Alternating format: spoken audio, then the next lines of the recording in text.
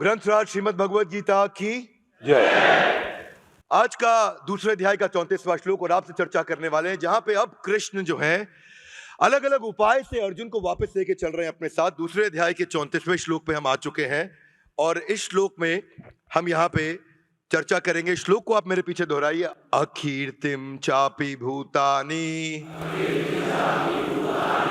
कथयन्ति ते अव्ययम् संभावितस्य च कीर्ति मरणादि अतिरिच्यते। अकीर्ति मतलब इनफेमी। इनफेमी का मतलब बेइज्जती। कृष्ण अभी सारे प्रिंसिपल अर्जुन को नहीं बता रहे। कृष्ण कह रहे हैं इनफेमी, तुम्हारी बेइज्जती हो जाएगी। भूतानी उन लोगों की जिनको एक बार इज्जत मिल जाती है। कथयन्ति, लोग कथा करेंगे अर्जुन, तुम्हारी कथा करेंगे तुम्हारे विषय में। अव्ययम, व्यय, हाथ आगे लाइए। व्यय मतलब खर्चा हो जाना, खत्म हो जाना। व्यय मतलब एक्सपेंडिचर जो खत्म हो जाता है। अव्यय ये वो चीज है जो कभी समाप्त नहीं होती। अव्ययम संभावितस्य, उसको जिसको इज्जत मिल चुकी है एक बार। अकीर्ति, उसकी कीर्ति मतलब इज्जत, अकीर्ति मतलब इज्जत खत्म हो जाना।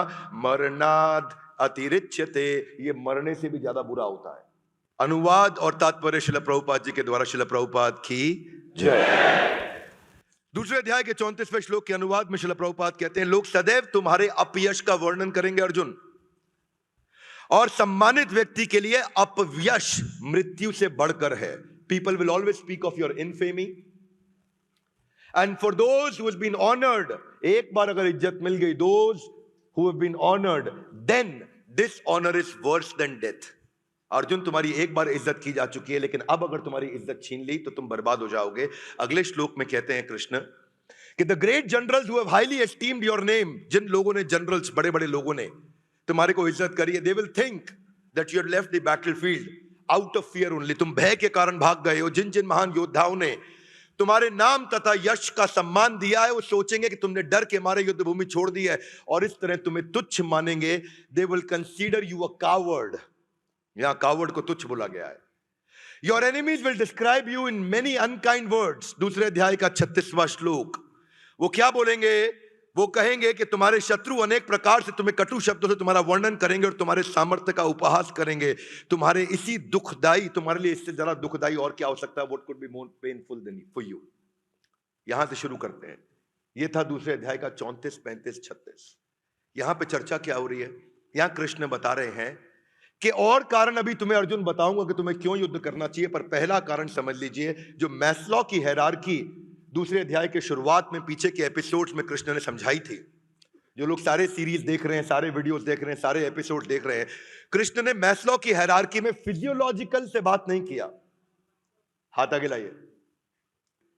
सबसे नीचे शारीरिक इच्छाएं, उसके ऊपर मानसिक, बौद्धिक, आत्मिक, आध्यात्मिक। कृष्ण ने ऊपर से शुरुआत करी। कृष्ण ने क्या बोला कि तुम ये धन ऐश्वर्य के लिए नहीं कर रहे, तुम राजपाट के लिए नहीं कर रहे। अर्जुन प्रिंसिपल समझाया, क्योंकि अर्जुन बहुत शक्तिशाली व्यक्ति था। एक शिकारी के वेश में जब जाकर के उसने भगवान शिव को जाकर के हराया तो उनसे पाशुपात अस्त्र प्राप्त किया था। उसके पास कई विशेष हथियार थे। उसको ब्रह्मास्त्र मिला था गुरु द्रोणाचार्य के द्वारा, उसको सम्मोहन अस्त्र मिला था कुबेर के द्वारा। वो किसी को भी सम्मोहित कर सकता था। अर्जुन बहुत शक्तिशाली था। अर्जुन के पास सारे स्किल्स थे पर विल नहीं थे। तो भगवान ने विल देने के लिए पहले उसके रिकॉग्निशन पे काम करना शुरू किया। अगर आपको किसी का विल बढ़ाना है तो उसको इज्जत देनी चाहिए, सम्मान देना चाहिए, उससे उसकी इच्छा शक्ति बढ़ जाती है। मेरी बात समझ आ रही है? Loudly yes no. इंद्रास्त्र मिला था जो इंद्र ने दिया था, वरुणास्त्र दिया था जो वरुण ने दिया था। वरुण, भगवान वरुण जो है, उन्होंने ऐसा अस्त्र दिया कि किसी भी समय कोई भी तुम पे अगर किसी भी प्रकार का अटैक करेगा तो तुम नदी, समुद्र, बाण ऐसे छोड़ोगे कि इतना पानी उस पे आ जाएगा, सब कुछ बह जाएगा, पूरा शरीर, पूरा का पूरा शहर बह सकता है। बहुमास्त्र मिला था जो कि मां भूमि ने दिया था उनको। और उसमें क्या कहा था कि कहीं पे भी तुम हो और फंस जाओ तो तुम डीप टनल, सुरंग, गुफाएं तैयार कर सकते हो और उन गुफाओं से तुम गायब हो सकते हो। उसको नागास्त्र दिया गया था कि नाग के रूप में परिवर्तित हो जाएंगे तीर सारे। उसको गरुड़ास्त्र दिया गया था कि किसी ने नागास्त्र छोड़ दिया तो गरुड़ आकर के सारे सांपों को समाप्त कर देंगे। उसके पास अंतर्ध्यान अस्त्र था जो कुबेर ने दिया था कि जब चाहो तुम अपने आप को या किसी को भी अंतर्ध्यान करके गायब कर सकते हो। अर्जुन, तुम इतने बुद्धिमान, इतने शक्तिशाली, इतने स्किल्ड हो, अगर तुमने जॉब से डांट खाने पे रिजाइन कर दिया तो लोग कहेंगे कावर्ड था। क्या मेरी बात समझ आ रही है? Loudly yes no. एक और त्व अस्त्र नाम का अस्त्र भी था। ये बहुत ही अद्भुत अस्त्र हुआ करता था कि जिसमें आप बिना कुछ किए उस अस्त्र के चलाने से आपके सामने जो आपके शत्रु की सेना है वो आपस में लड़ने लग जाए। उसके पास वो सारी टैक्टिक्स, वो सारी स्ट्रैटेजीज थी जिसके द्वारा वो कंपटीशन के पूरे मार्केट शेयर को एक्वायर कर सकता है। पर ऐसी कंपनी जो इस स्टेज के अंदर अचानक छोड़ दे एक किसी इमोशनल तकलीफ के चलते, without understanding the right philosophy, उनको एक वज्रास्त्र दिया इंद्र ने कि सामने वाले पे ऐसा वज्रपात हो जाए, यानी कि सारे सैन्य प्रमाण पत्र, जिसको बोलते हैं सर्टिफिकेशंस, जो भी इंटरनेशनल सर्टिफिकेशंस, ग्लोबल, यूनिवर्सल और मल्टी यूनिवर्सल, यानी कि अलग अलग लोगों के सर्टिफिकेशंस भी थे उनके पास।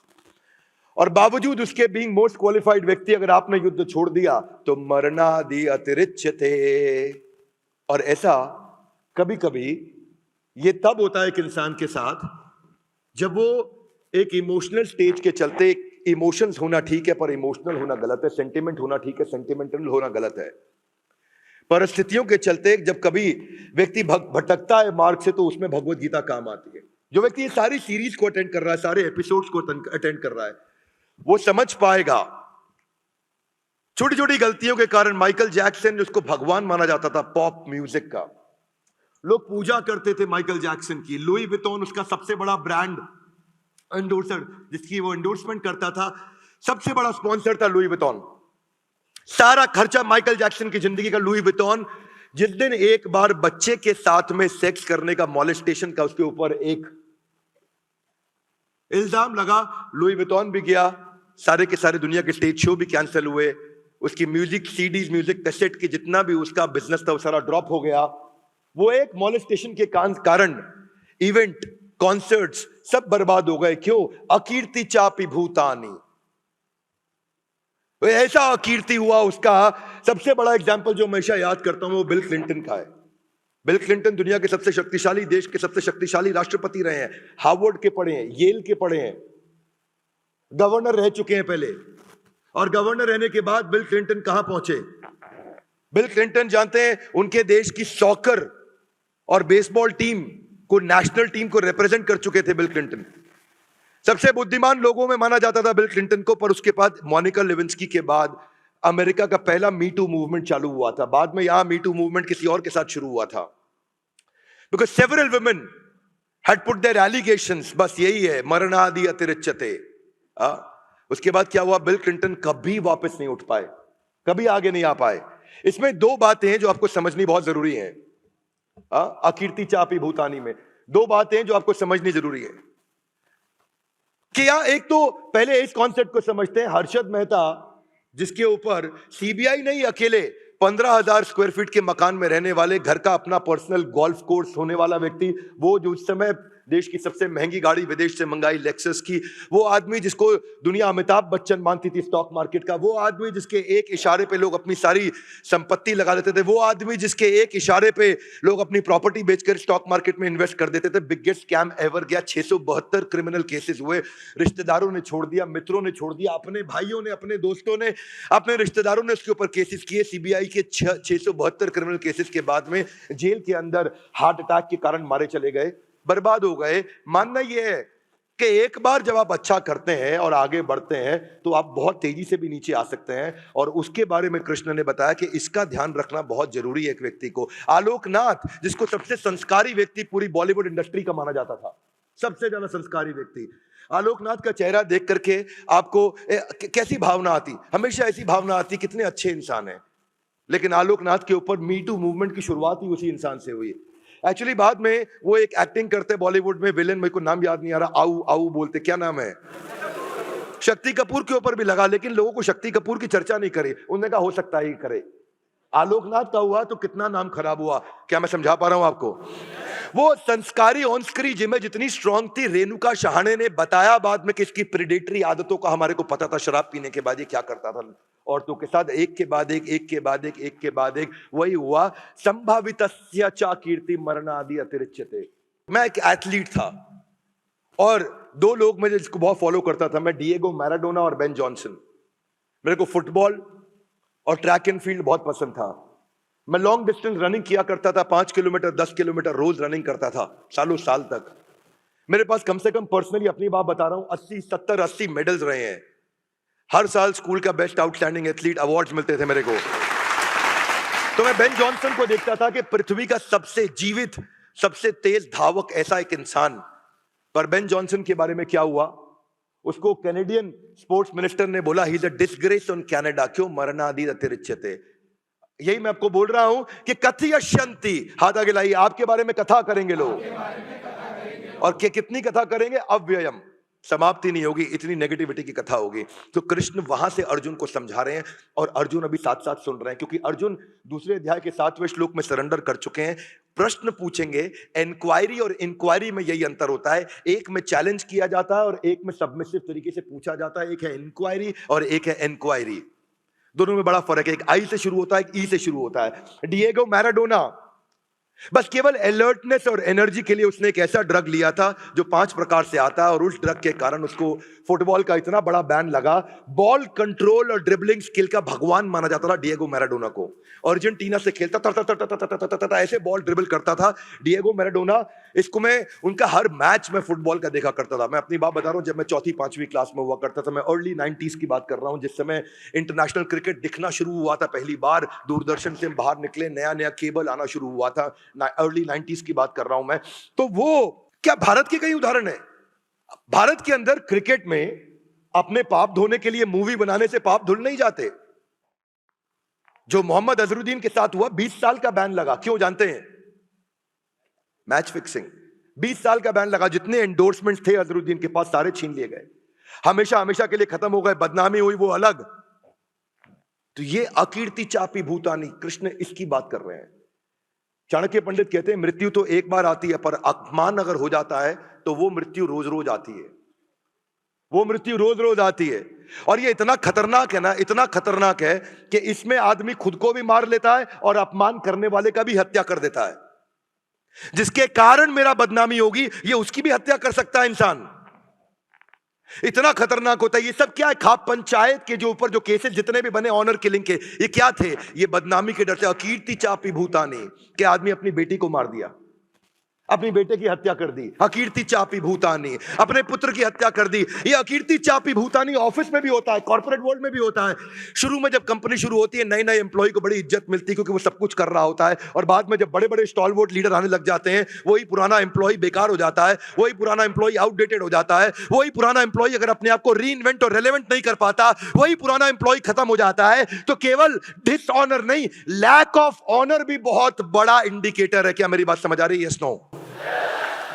केवल डिसऑनर नहीं, लैक ऑफ ऑनर। तो कृष्ण जानते हैं कि मुझे अर्जुन को क्या समझाना है, कब क्या बात करना है। आगे चलते जाएंगे तो अर्जुन को अलग अलग प्रिंसिपल समझाएंगे जो आप जीवन में उतारोगे तो आप अलर्टनेस, आपकी strength, attitude, behaviour, learning, perception, motivation, overcoming anger, overcoming anxiety, focus, strength. Bhagavad Gita भगवान है मोटिवेशन की, भगवत गीता भगवान है उस अंडरस्टैंडिंग की जो आपकी जिंदगी को परिवर्तित कर सकती है। जिंदगी में कभी तकलीफ आ जाए, किसी का चेहरा देखने की जरूरत नहीं, गीता खोल लेना, उसी श्लोक में उत्तर मिल जाएगा। यही दुनिया के सारे बड़े लीडर्स बताते रहे। इस प्रिंसिपल से बाहर आने के लिए इसका जो अदर साइड है ना, अदर साइड ये है कि डिसऑनर से ज्यादा बुरा कई बार लैक ऑफ ऑनर भी होता है। राजेश खन्ना, अमिताभ बच्चन एक साथ शुरू हुए थे। अमिताभ बच्चन का हर 10 साल नीचे, हर 10 साल ऊपर, हर 10 साल नीचे, हर 10 साल ऊपर हुआ। राजेश खन्ना का एक बार नीचे हुआ, वो री इन्वेंट और रेलेवेंट नहीं कर पाया। आज तक बॉलीवुड के इतिहास में 60 साल तक, 6 दशक तक अगर कोई आदमी अपने आप को बार बार री इन्वेंट और रेलेवेंट करता रहा है तो वो अमिताभ बच्चन है। उन्होंने कंसिस्टेंटली अपने आप को री इन्वेंट और रेलेवेंट किया है। ये बड़ा इंपॉर्टेंट है। घर में भी एक बहू आती है, उससे सब बड़ा प्यार करते हैं। जब अगली बहू आती है उसको ज्यादा ध्यान देते हैं, तो बड़ी वाली बहू को टेंशन होने लग जाती है, तो वो घर में कॉन्स्पिरेसीज क्रिएट करती है। क्यों जानते हैं? क्योंकि डिसऑनर नहीं है, ये लैक ऑफ ऑनर है। घर में एक बच्चा पैदा होता है, दूसरा बच्चा पैदा होने के बाद पहले बच्चे को प्रेम जब कम मिल रहा होता है, उसको तकलीफ होती है। हरियाणा के अंदर एक 12 साल के बच्चे ने अपनी 8 साल की बहन को इसलिए मार दिया क्योंकि उसके चक्कर में मां उसको बार बार तंग करती थी। क्यों? डिसऑनर नहीं, लैक ऑफ ऑनर था। ये जो प्रिंसिपल जब कृष्ण समझाते हैं ना, तो बुद्धि का विकास अलग लेवल पे होने लग जाता है। आपको ये समझना है कि लैक ऑफ पेरेंटल अटेंशन को लेकर के एक नया टर्म कॉइन हो गया है, जिसको बोलते हैं सिबलिंग राइवलरी। सिबलिंग राइवलरी के लिए साइकोलॉजिस्ट आजकल काम करने लगे हैं। क्यों? क्योंकि उनको मालूम है ये प्रिंसिपल है। ये साइकोलॉजी जितनी भगवत गीता सिखा सकती है, दुनिया में कोई नहीं सिखा सकता। हमारे देश में जो पहले मोटिवेशनल स्पीकर हुए हैं पिछले कुछ सालों में, वो शिव खेड़ा थे। और क्या लेजेंडरी मोटिवेशनल स्पीकर, मैं उनका सम्मान करता हूं। पर आज शिव खेड़ा किधर है? खत्म हो गया सब कुछ, गेम ओवर, दिखाई नहीं पड़ती। ये वो व्यक्ति हैं जिन्होंने कास्ट बेस्ड रिजर्वेशन पे बहुत काम किया था, जिन्होंने एक इंडिया की एक फाउंडेशन, कंट्री फर्स्ट फाउंडेशन भी बनाई। ये भारत को लेकर के बड़े सजग थे। पर शिव खेड़ा क्या किया उन्होंने? वो सीडी बेचते रह गए। और अब सीडी का जमाना खत्म हो गया। वो अपने आप को री इन्वेंट और रेलेवेंट नहीं कर पाए, वो फ्री वीडियोस नहीं बना पाए, वो केवल पेड सीडी और एक किताब ही यू कैन विन बेचते रह गए। आज शिव खेड़ा के बारे में कितने सब्सक्राइबर हैं? आज अच्छे किसी यूट्यूबर को देख लो, जितने शिव खेड़ा के लाइफ टाइम सब्सक्राइबर हैं, उतना एक अच्छा यूट्यूबर एक दिन में ऐड करता है। क्या मेरी बात समझ आ रही है? इसको बोलते हैं reinvent and relevant. Anuradha Paudwal Lata Mangeshkar के बाद एक ही महिला थी जिसको पोस्ट डॉक्टरेट की डिग्री से अवार्ड किया गया था, पद्मश्री। अनुराधा पौडवाल का इतना नाम था कि अगर अनुराधा पौडवाल अपने आप को रीइन्वेंट करती ना, तो दूसरी लता मंगेशकर आज देश में मानी जाती। आज उन्हें कोई याद नहीं करता, केवल एक भजन गायिका के नाम पर रह गई। इसीलिए अकीर्ति चापी भूतानी के प्रिंसिपल में कृष्ण ने समझाया कि कंसिस्टेंटली आपको अपने आप को रीइन्वेंट और रेलेवेंट करना पड़ेगा। हाथ आगे लाइए, क्योंकि जमाना बदल रहा है। Give me your hands out, come on. जमाना इतनी तेज बदल रहा है कि इस समय जो पढ़ाई है वो कंटिन्यूअसली ऑनलाइन होती जा रही है। लोग गाड़ियां नहीं खरीद रहे, ड्राइवरलेस गाड़ियां होती जा रही है। और न केवल ड्राइवरलेस, ओला उबर के आने से गाड़ियों की बिक्री कम होनी शुरू हो गई है। क्या मेरी बात समझ आ रही है? Loudly yes no.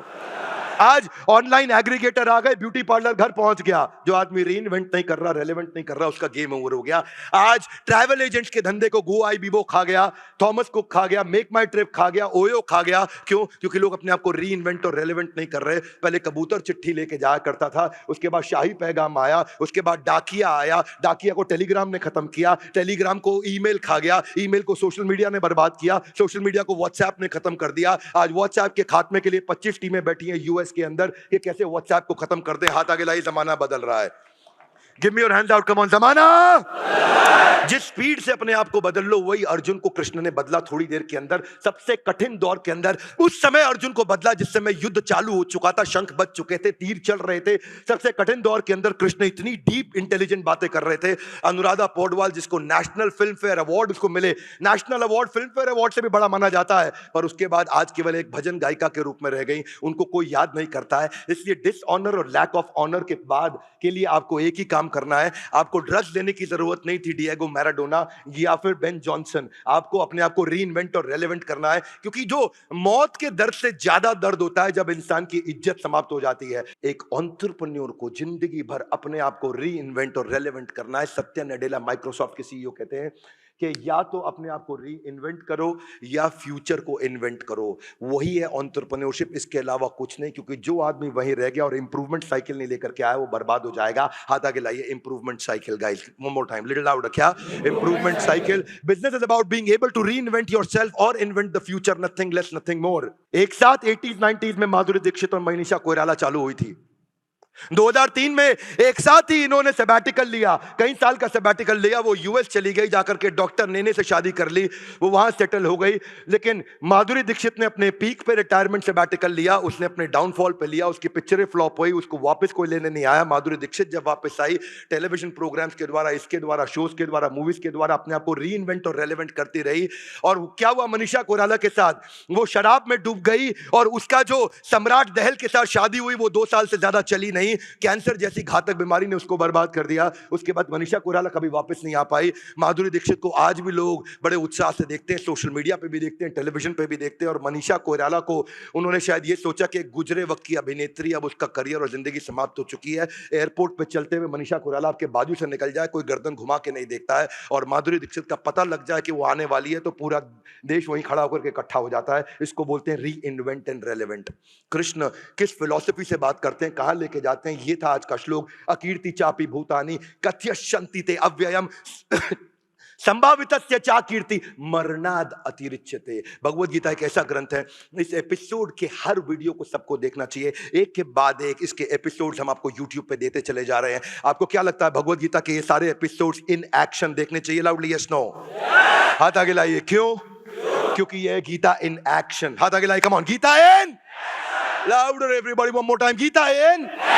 गीता को जीवन में कैसे उतारा जाए उसके बारे में एक एक श्लोक करके हम एपिसोड के बाद एपिसोड, एपिसोड के बाद एपिसोड, इसका एक भी वीडियो जीवन में मिस नहीं करना। हमारे साथ जुड़े रहने के लिए, इस एपिसोड को अंत तक देखने के लिए आप सबका हृदय की गहराई से प्रेम पूर्वक बहुत बहुत धन्यवाद। ग्रंथ राज श्रीमद् भगवद गीता की जय।